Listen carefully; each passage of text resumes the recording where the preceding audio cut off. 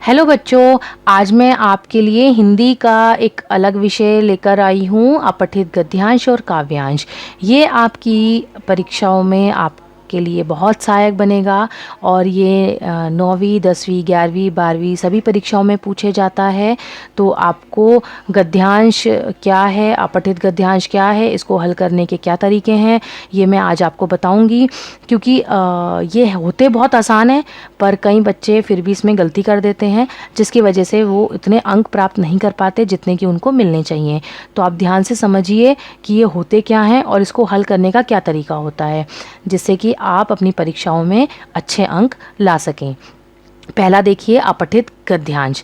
अपठित का मतलब होता है जिसको हमने पढ़ा ना हो। पठित मतलब जिसको हमने पहले से पढ़ रखा हो, और अपठित मतलब जो पढ़ाया नहीं गया हो या हमने पढ़ा नहीं हो। ये किसी पाठ्यक्रम की पुस्तक में से नहीं लिया जाता। ये कला, विज्ञान, राजनीति, साहित्य या अर्थशास्त्र किसी भी विषय का हो सकता है।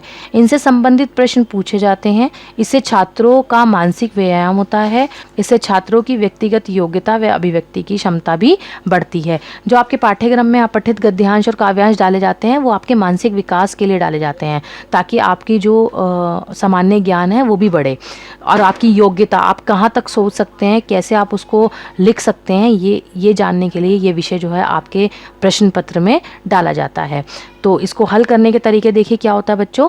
अपठित गद्यांश को हल करने के जो तरीके होते हैं वो देखिए, आपको क्या करना है। सबसे पहले दिए गए गद्यांश को ध्यान से पढ़ना है। उसके बाद जब आप गद्यांश को पढ़ते हैं तो उसमें जो मुख्य बातें हैं उनको आप पेंसिल से रेखांकित यानी अंडरलाइन करते चले जाइए। उसके बाद आपको क्या काम करना है कि जो आपको गद्यांश के प्रश्नों का उत्तर देना है वो सरल भाषा में देना है। कोई भी कठिन शब्दों का, कठिन भाषा का इस्तेमाल नहीं करना आपको। फिर आपको क्या करना है, जो उत्तर दो वो ये ध्यान रखो कि एक तो भाषा सरल हो, कम शब्दों में हो, संक्षिप्त शब्दों में अपनी पूरी बात कह दो, और जो आपकी जो भाषा होनी चाहिए ना उत्तर देने की वो बहुत ही आसान होनी चाहिए, जिससे कि वो समझ में आ जाए। उसके बाद आपको जो प्रश्न के आप उत्तर दे रहे हो वो आप कम शब्दों में दो, है ना, और गद्यांश में से ही दो। कुछ बच्चे क्या करते हैं कि कम शब्दों में तो लिखते हैं लेकिन अपने हिसाब से लिख देते हैं। ऐसा नहीं करना है, आपको लिखना उसी गद्यांश में से है जो आपको दिया गया है। उसके बाद आपको क्या करना है कि जितना आपसे पूछा जाए उतना ही लिखो, ना तो ज़्यादा लिखो और ना आप कम लिखो। ज़्यादा लिखोगे तो मार्क्स ज़्यादा नहीं मिलेंगे, कम लिखोगे तो कटेंगे नहीं। आप बिल्कुल सही लिखो, सटीक लिखो और बिल्कुल जितना पूछा जाए उतना ही आंसर दीजिए। एक ये लास्ट इम्पॉर्टेंट है आपके लिए, इसमें शीर्षक वाला क्वेश्चन ज़रूर पूछा जाता है। तो शीर्षक के लिए जब बच्चे जो है बहुत परेशान हो जाते हैं कि हम इसको कैसे लिखें, तो आपको करना क्या है कि शीर्षक जो है ना शुरू की 2-3 लाइनों में या लास्ट की 2-3 लाइनों में मिल जाता है आपको। और फिर भी अगर आपको समझ में ना आए तो आप पूरा जब आप गद्यांश पढ़ेंगे तो उसका मूल भाव क्या है, मतलब वो क्या बताना चाह रहा है। वो राजनीति के बारे में बता रहा है, वो आपको कला के बारे में बता रहा है, विज्ञान के बारे में बता रहा है, शिक्षा के बारे में बता रहा है, पर्यावरण के बारे में बता रहा है, मानसिक स्थिति के बारे में बता रहा है, बच्चों के बारे में बता रहा है। जो भी विषय उसमें देखा जाए आप उसी के आधार पर अपना शीर्षक लिख सकते हैं। लेकिन आप गद्यांश को पढ़ेंगे पहले ध्यान से, तभी ये सारे आप उत्तर जो हैं आराम से लिख सकेंगे। उदाहरण के तौर पे मैंने आपको एक गद्यांश दिया है, इसको पढ़ते हैं और उसके क्वेश्चन आंसर हल करने की कोशिश करते हैं ताकि आपको ये अच्छे से समझ में आ जाएगा। देखिए, किसी शहर में एक नट मंडली आई हुई थी। लोग भीड़ लगाकर नट के करतब को देख रहे थे। भीड़ में 2 चोर भी थे। उन्होंने देखा कि नट एक पतली सी रस्सी पर बड़े ही आराम से बिना किसी सहायता से चल रहा है। नट कौन होते हैं? जो अपने करतब दिखाते हैं, अपनी कला दिखाते हैं। दोनों चोरों ने सोचा कि यदि हम नट हमारे साथ आ जाए तो चोरी करने में बड़ी सहायता मिलेगी। यह सोचकर दोनों चोरों ने नट से बात की। नट ने उन्हें मना कर दिया। चोर उसे बांधकर अपने साथ ले गए और रात में एक सेठ की हवेली के नीचे ले जाकर चाकू दिखाते हुए कहा, इस मुंडेर पर चलकर तुम अंदर जाकर दरवाजा खोलो। मुंडेर इतनी पतली थी कि उस पर कोई इंसान तो क्या, कोई छोटा सा जानवर भी नहीं चल सकता था। चोर उस पर चढ़ा और एकदम चलकर धड़ाम से नीचे गिर पड़ा। दोनों चोर चिल्लाते हुए बोले, तमाशा दिखाते हुए तो तुम पतली सी रस्सी पर भी चल रहे थे, यहाँ कैसे गिर पड़े? चोर मासूमियत से बोला, ढोल बजाओ ढोल, क्योंकि मैं ढोल बजने पर ही रस्सी पर आराम से चल पाता हूँ। नट की बात सुनकर चोरों ने अपना सिर पीट लिया। तो देखो, ये एग्जाम्पल के तौर पे बता रही हूँ, इससे बड़े भी गद्यांश आते हैं और कई बार ऐसे भी आ जाते हैं। तो आप इसको समझिए कि इसको हल कैसे करना है। तो अभी मैंने जो आपको क्वेश्चंस दिए हैं वो मैंने आपको मतलब वैसे भी दे रखे हैं कि आपको ऑप्शंस दे रखे हैं, आपको उसमें से लिखना है, और एक मैंने नीचे तरीका दे रखा है कि जैसे आपको क्वेश्चन दिया और आंसर खुद लिखने हैं। तो दोनों तरीके से आप ध्यान से देखिए। देखो, शहर में कौन सी मंडली आई हुई थी? भजन मंडली, नाटक मंडली, बाल मंडली या नट मंडली? तो कौन सी आई हुई थी? नट मंडली। नट किस पर बड़े आराम से चल रहा था? एक पतली सी रस्सी पर, मोटे डंडे पर, मुंडेर पर या पतले तार पर? एक पतली सी रस्सी पर। बताइए कि चोरों ने क्या सोचकर नट से बात की? उन्हें लगा कि पतली सी रस्सी पर चढ़ रहा है तो क्या होगा कि हम चोरी करने जाएंगे तो ये हमारी सहायता करेगा, ये आसानी से किसी भी मुंडेर पर चढ़ सकता है। तो ये उन्होंने सोचकर नट से बात की। नट के मना करने पर चोरों ने उसके साथ कैसा बर्ताव किया? वो उसे बांधकर अपने साथ ले गए, है ना, जबरदस्ती ले गए। अब गद्यांश में आए हुए दो विशेषण लिखिए, है ना। विशेषण देखिए अब, तो विशेषण कौन कौन से आए हुए हैं? देखो, एक पतली और एक छोटा। तो आपको ये सारी चीज़ें ढूंढ के इसमें से ऐसे लिखनी है। तो देखो, सरल भाषा में भी हो गया और हमने ये सारा आसानी से इसके उत्तर भी दे दिए। तो इस तरह से तो हम ये गद्यांश को हल करते हैं। अब आता है हमारा अगला विषय, अपठित पद्यांश। इसको काव्यांश भी कहते हैं। तो अपठित पद्यांश का क्या अर्थ होता है? वह कविता का अंश या कविता जो पहले पढ़ी ना गई हो। मैंने आपको पहले ही बताया कि अपठित का मतलब होता है जिसको हमने पहले से ना पढ़ा हुआ हो।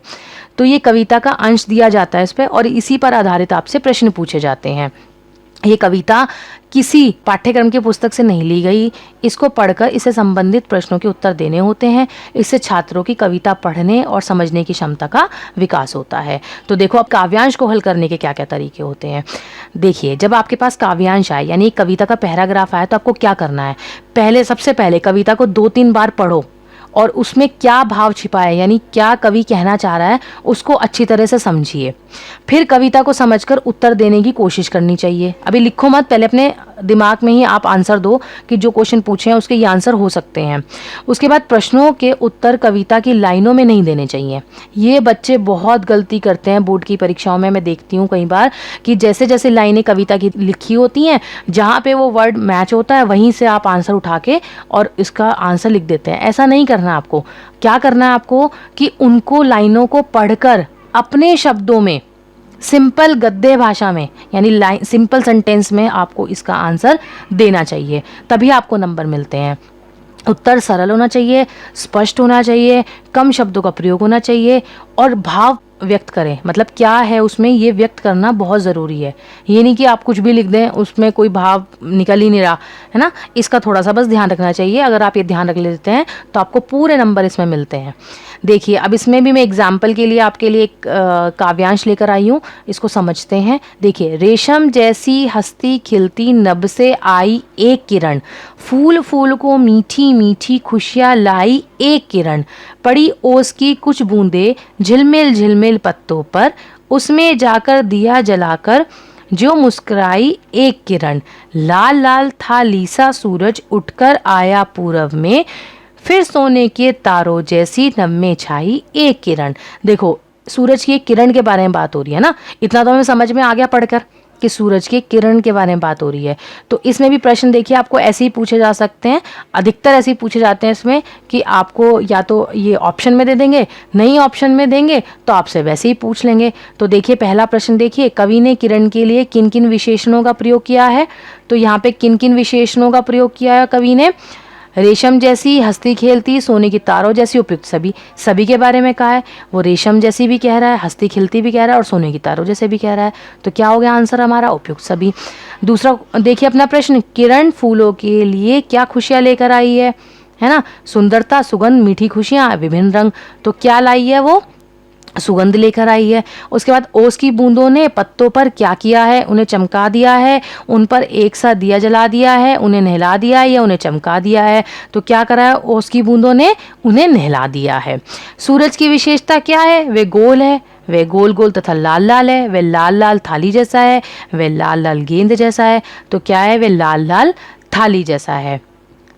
ठीक है, ये देखो आपकी जो है 5वीं लाइन में दिया हुआ भी गया है कि लाल लाल थाली सा सूरज उठकर आया पूरब में। तो यहाँ से इसका उत्तर निकल गया। तो इस तरह से बच्चों इसको हमें पद्यांश को करना है। आप थोड़ा सा अगर ध्यान से इसे करेंगे तो आपके अच्छे अंक इसमें आ सकते हैं।